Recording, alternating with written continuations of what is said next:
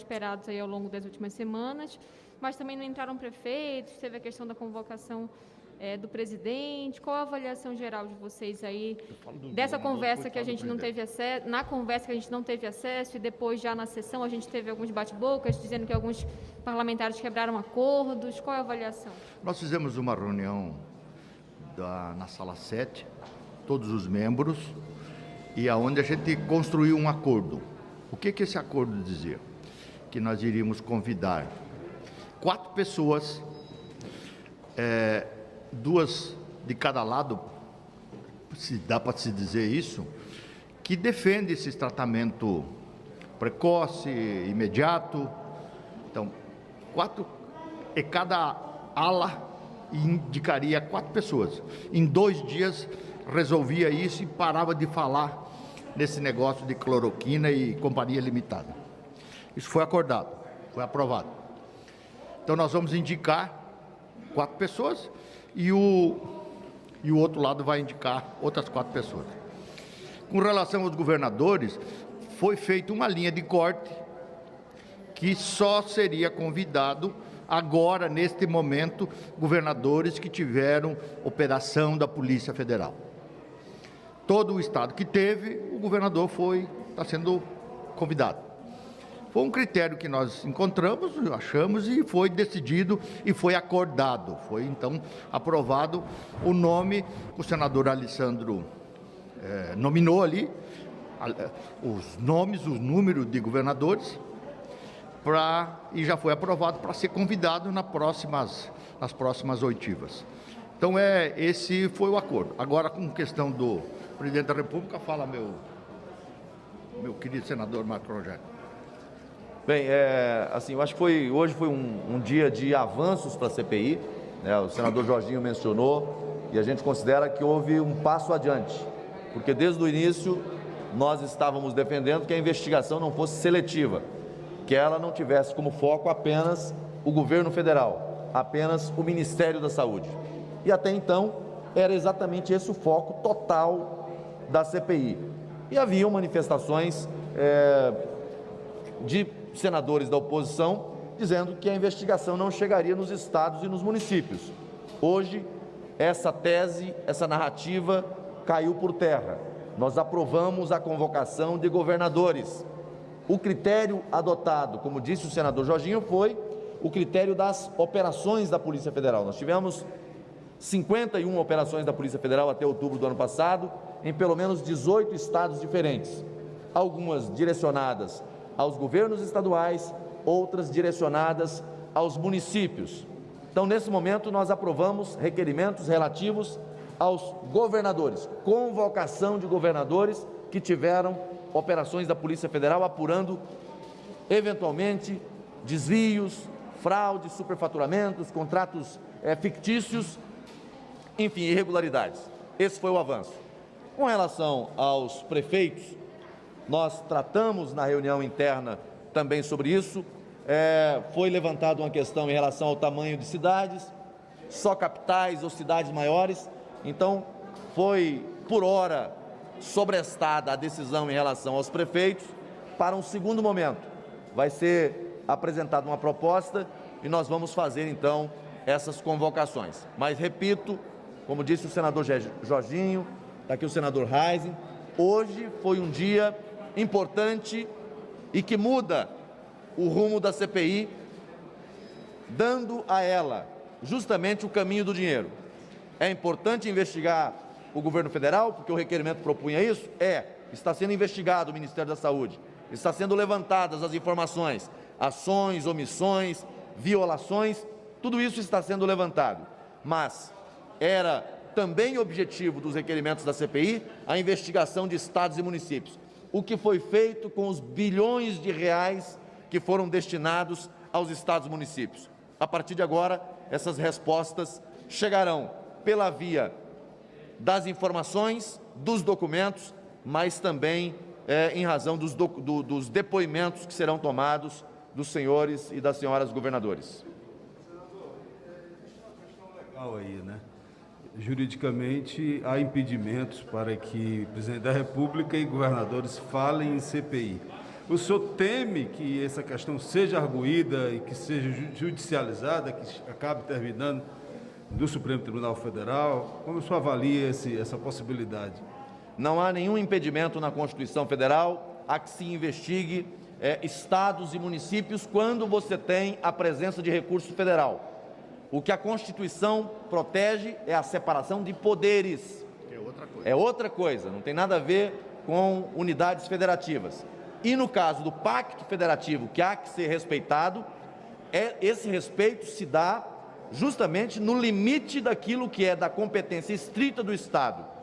Recursos do Estado, manejados pelo Estado, sem a presença de recurso federal, não há que se falar em competência para investigar. Agora, havendo um convênio, havendo um repasse de recurso federal e havendo fundadas razões para a investigação, não há impedimento. Temos precedente no próprio Senado Federal, questão de ordem respondida à época pelo presidente Renan Calheiros, justamente nessa direção, quando o ex-senador Aloysio Nunes faz uma provocação. Ele responde exatamente nessa extensão. E não podia ser diferente. A questão de ordem não poderia ser respondida de outra maneira. Porque se tem recurso federal, tem competência federal para investigar. Exatamente. Basta ver, e é uma questão de fato, que as operações da Polícia Federal, quando acontecem no âmbito dos estados e municípios, acontecem em razão de, eventualmente, ter lá convênios federais. Sem isso, escapa a competência federal para investigar. Tribunal de Contas da União pode investigar quando há recurso federal. O Congresso Nacional, o poder de controle da República é do Parlamento, é do Congresso Nacional. Função de controle é do Tribunal, poder de controle é do Congresso. Portanto, havendo convênio, havendo repasse federal e havendo razões para investigar, há competência federal do Congresso Nacional para isso. Boa tarde, senadores. Senador, em relação à convocação do presidente da República, eu vi que a gente viu que o senhor ali e o senador Randolph, inclusive, discutiram durante a sessão. O que eu queria perguntar inclusive, não existe nenhuma vedação constitucional para que o presidente não possa ser convocado. A 1579, que dispõe sobre CPI de 1952, ela diz que as comissões podem convocar quaisquer autoridades federais, estaduais ou municipais. Se os governadores estão sendo convocados, como inclusive os senhores da base queriam, por que não convocar também o presidente para que ele preste depoimentos aqui na CPI? Essa tentativa do senador autor do requerimento foi uma tentativa de blindagem aos governadores. Quando o autor do requerimento de convocação do presidente da República apresentou esse requerimento, o argumento dele na CPI foi para proteger os governadores. Ele não queria a convocação dos governadores e disse: não, se é para convocar governadores, vamos convocar o presidente da República. São coisas absolutamente distintas. Com relação ao presidente da República, em qualquer momento é possível você interpor, apresentar pedido de processo de impedimento. Em CPI, isso não é possível. Por quê? Porque você está diante de uma violação gravíssima, a chamada separação de poderes. Poderes, são apenas 3 os poderes da República: Poder Executivo, Poder Legislativo e Poder Judiciário. A ofensa grave, a separação de poderes, quando alguém ousa solicitar, pedir, requerer a presença do presidente da República no âmbito de uma CPI. Isso é uma agressão à separação de poderes. Há outros instrumentos para se apurar a conduta do gestor federal, não é por intermédio da CPI. Em relação a governadores, já disse, há competência do Congresso Nacional, do Senado e da Câmara, quando há a presença de convênio federal, muito diferente do presidente da República. Muitos podem criticar, mas em relação ao Supremo, há vários pedidos aqui, inclusive de CPIs, contra o Supremo Tribunal Federal. Por que não se abriu? Mesmo tendo críticas, mesmo reconhecendo que muitas vezes passa do ponto, extrapola os limites constitucionais, não há elementos constitucionais a justificar uma CPI que convoque ministro do Supremo Tribunal Federal, justamente em razão da violação à separação de poderes. Então, o fundamento aqui é diferente. Em relação ao chefe do governo, em relação ao presidente da República, haveria uma clara violação à separação de poderes. Em relação a governadores, não se trata de separação de poderes. Aí o que poderia haver é violação ao Pacto Federativo. Mas esse Pacto Federativo só seria violado se a matéria for de competência dos estados e às expensas do próprio estado. Quando você tem recurso federal, a competência federal também é atraída na investigação. Mas não existe uma vedação constitucional, né, senadora? A Constituição, ela silencia, ela não pontua exatamente que o presidente não poderia vir prestar depoimento, por exemplo, na CPI. O que eu queria ver com o senhor já que estão convocando governadores, não seria interessante também o presidente vir prestar depoimento, ou o presidente tem alguma coisa a temer, que ele não poderia vir prestar depoimento? O que o senhor acha, como um governista, né? Integrante da base? Não é o que eu acho, é o que a Constituição diz. É de hermenêutica bastante simples compreender o que é a separação de poderes. Forçar a barra é outra coisa, mas respeitar a Constituição Federal e a separação de poderes é um juramento que todos nós fizemos, ainda que isso custe caro. Como diz aí, parafraseando um membro da Corte, paga-se um preço por viver em democracia. A separação de poderes é uma garantia constitucional, não para esse governo, para qualquer governo, em qualquer tempo. E isso não é um impedimento para que se investigue a conduta, a responsabilidade de um gestor federal. Havendo crime de responsabilidade, o instrumento próprio, legítimo para isso, não é comissão parlamentar de inquérito. Tem outro instrumento. Qualquer coisa fora disso é forçação de barra, é teatro, é cortina de fumaça para tentar blindar a investigação de quem está fazendo a gestão de recursos federais, e há quem não queira a investigação destes.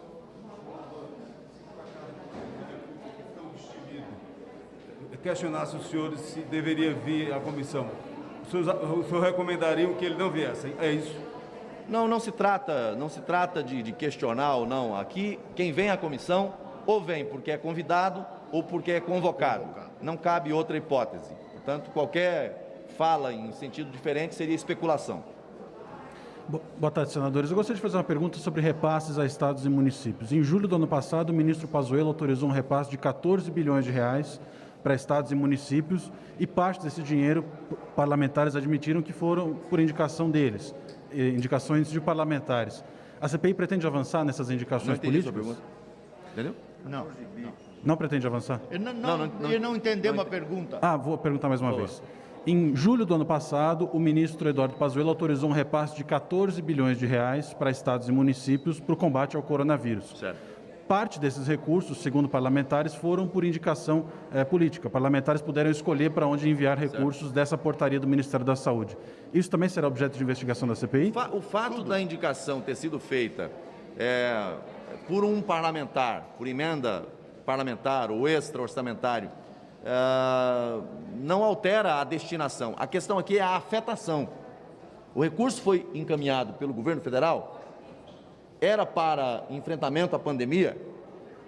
Agora, os requerimentos que foram aprovados hoje não levam em consideração apenas os repasses, porque se levar em consideração apenas os repasses, nós teríamos que investigar os 27 estados da federação com o Distrito Federal e todas as prefeituras, porque todas receberam recursos. A questão aqui é, a partir das operações policiais, é um critério. 2, a partir dos documentos que chegaram, há elementos, há indícios que justifiquem a CPI convocar aqui o gestor para depor?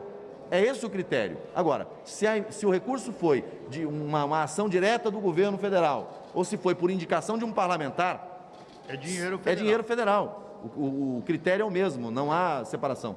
É porque São 175 bilhões liberados para estados e municípios. Os 14 estão dentro de 175. Serão investigados todos. Chegou na prefeitura, chegou no governo estadual, vai ser investigado. Não tem separação. É porque tem um requerimento do senador Alessandro Vieira de chamar o ministro Ramos, que na época era o ministro da Secretaria de Governo, para explicar os critérios para esses repasses. Os senhores apoiam esse requerimento? Bom, assim, eu não conheço esse requerimento. Todo requerimento deve ser fundamentado. O objeto da CPI foi bem desenhado nos dois requerimentos.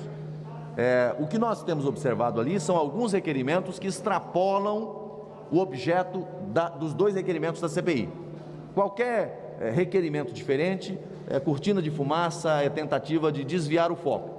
Assim, requerimentos que tenham pertinência temática com a CPI, que apura ações, omissões e eventuais fraudes em relação à gestão dos recursos da pandemia, devem contar com o apoio e com a dedicação dos senadores na investigação. Qualquer coisa diferente disso, aí é pura especulação, desvio de foco, cortina de fumaça. Todos os recursos, na soma de mais ou menos, nós estamos apurando isso para ter com precisão, de 170 e tantos 5 bilhões, pode ser fruto de investigação. Primeiro, nós iniciamos agora, fazendo um corte, os governadores que têm operação da Polícia Federal. Não dá para chamar todo mundo, fazer uma festa de igreja, que tem que ser por parte. Então, nós vamos ouvir os governadores, convocamos, já foi aprovado, já está liquidado isso, e os prefeitos, será feita uma avaliação, se serão só os prefeitos de capitais ou cidades também que tem município maior do que a sua capital, que é o caso de Santa Catarina. Joinville é maior do que Floripa. Tem outras capitais também. Então vamos ver, fica só nas capitais ou nas cidades maiores também? Então vai ser feito um critério para que a gente convoque. E aí, se o dinheiro é de emenda parlamentar, é de um convênio do governo federal, pouco importa, será investigado. Só para amarrar, o que importa é na ponta da linha, não a origem do recurso. Se for recurso federal, o que importa é como foi aplicado. É isso aí. Havendo recurso federal relacionado à pandemia, há competência da CPI para investigar. Obrigado, senadores. Um outro detalhe importante que foi colocado hoje, o chamamento de 4 autoridades especialistas que vão falar a favor do tratamento precoce e contra o tratamento precoce. Então, isso também será um debate que os senadores da CPI estarão participando de médicos, especialistas que são contra o tratamento preventivo precoce e aqueles que são a favor, para também nós dirimirmos essas dúvidas, que é muito importante para nós, ok? Só uma última pergunta, senadores, em relação à reconvocação dos ministros Queiroga e também do ex-ministro Pazuello. A gente sabe que era uma coisa que os senhores não aprovavam, mas acabou tendo maioria para passar. Qual a avaliação? Vocês entraram em acordo durante a reunião ou não? Como é que foi isso? Isso foi feito um entendimento no próprio acordo que a gente fez, para no momento oportuno eles possam voltar aqui. Então nós não tivemos nada contrário a isso, até porque já tiveram o depoimento. Então acho que é justo, acho que até é necessário o próprio ministro da Saúde vir atualizar uma prestação de conta mais para frente um pouquinho de como está a pandemia, enfim, ele vai ter a oportunidade de poder dizer que resultado deu todas as ações. Então a gente não teve contrariedade e concordamos com essa aprovação.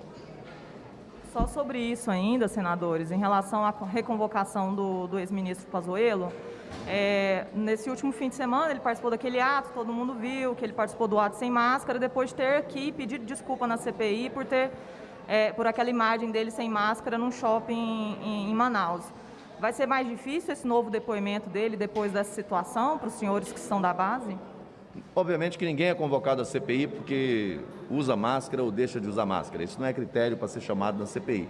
É claro que eu procuro seguir o protocolo e recomendo que ele seja seguido por todos. Né? No momento de fala, numa situação onde você tenha condições de estabelecer um distanciamento, eu acho que é até possível você fazer sem o uso desse acessório. Mas a recomendação do protocolo é o uso de máscara. Mas ele não está voltando à CPI em razão de ter, num dado momento, ficado sem máscara. Eu acompanhei até a situação no Rio. Quando ele chega ao Rio de Janeiro, ele está usando máscara. Quando ele vai pegar a moto para fazer o passeio, ele está usando máscara. Apenas quando ele sobe no palco, junto com as outras autoridades que têm um convívio mais próximo, é que ele ficou sem o acessório. Não acho que seja adequado, mas não é essa a razão pela qual o requerimento foi apresentado de reconvocação.